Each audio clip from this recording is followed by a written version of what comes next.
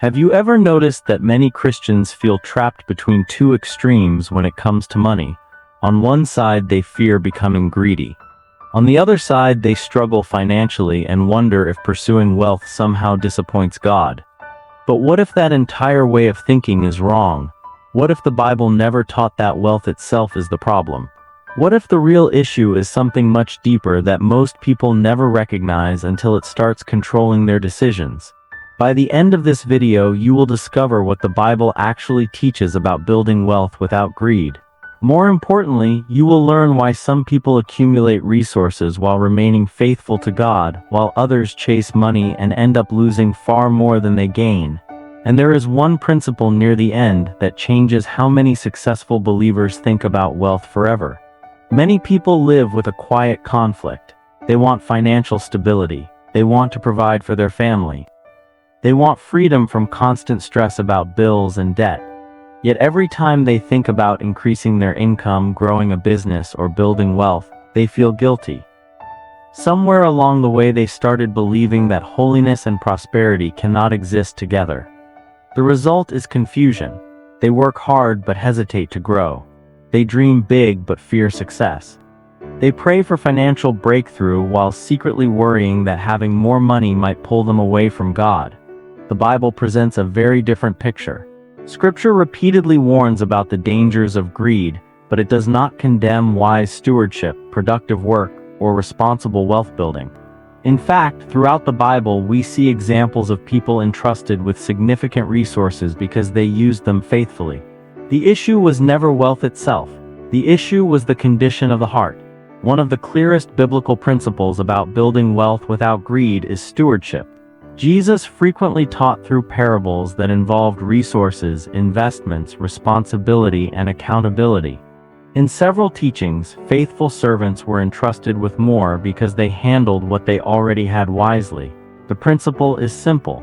God is not asking whether you possess resources. He is asking how you manage them. A person can have very little and still be consumed by greed. Another person can have much and remain generous, humble, and faithful. Wealth becomes dangerous when ownership replaces stewardship. The moment people start believing everything exists only for their personal gain, greed begins to grow. But when they see money as a tool and a responsibility, their relationship with wealth changes completely. Think about a business owner who earns more each year. One path is to become obsessed with status, recognition, and constant accumulation. Another path is to create jobs, serve customers honestly, support family members, and contribute to meaningful causes. The income may be similar. The heart is completely different. That distinction matters more than many people realize. But this is not the most important principle. Another biblical lesson about wealth without greed involves work itself. From beginning to end, Scripture consistently honors diligent and productive labor. Wealth built through patience, service, and value creation follows a different path than wealth pursued through manipulation or exploitation. Many people want financial success, but they focus only on what they can get rather than what they can give.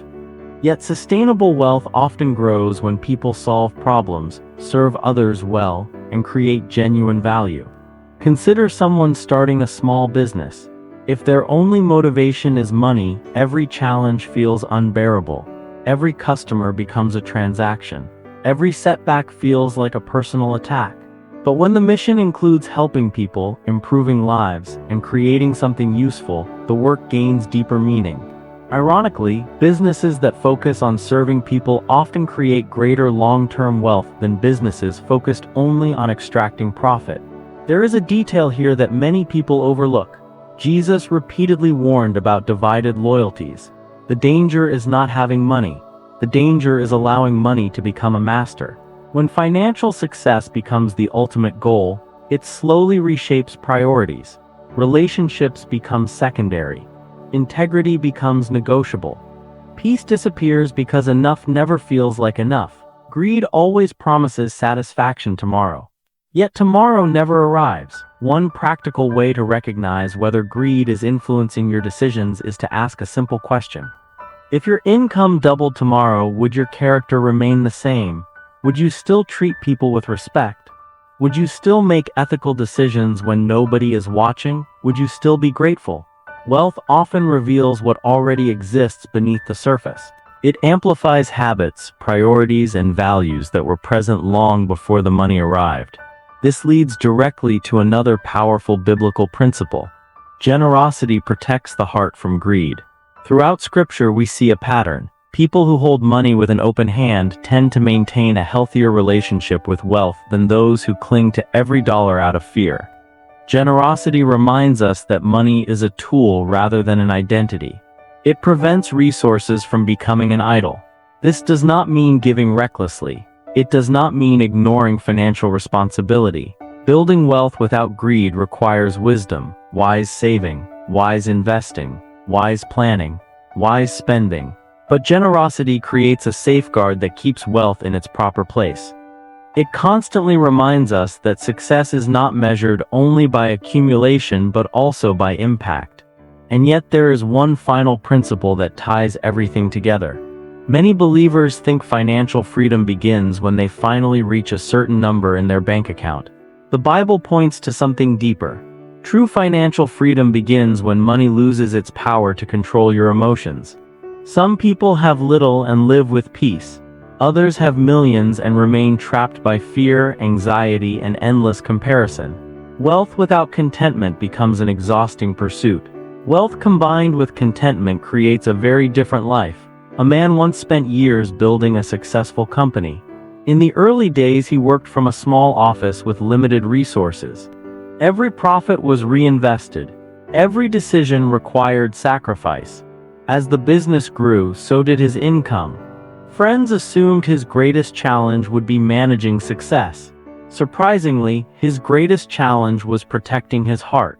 The more wealth he accumulated, the more opportunities appeared to compromise his values for faster growth. He could have cut corners. He could have manipulated numbers. He could have ignored ethical concerns to increase profits. Instead, he chose slower growth with integrity. Years later, he not only had financial success but also a reputation people trusted. His wealth became a tool that expanded his influence rather than replacing his character. That is a picture of building wealth without greed. The Bible never teaches that money is the enemy. It teaches that the love of money can become a dangerous master. Building wealth without greed means seeing yourself as a steward rather than an owner. It means creating value through honest work.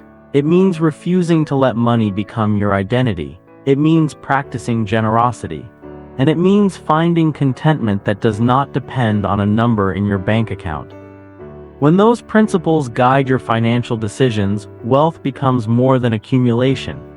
It becomes an opportunity to serve, provide, build, and bless others without losing what matters most. So here is the question. Which of these principles do you find hardest to apply in your own financial life right now? Share your answer in the comments and reflect honestly on what may be holding you back.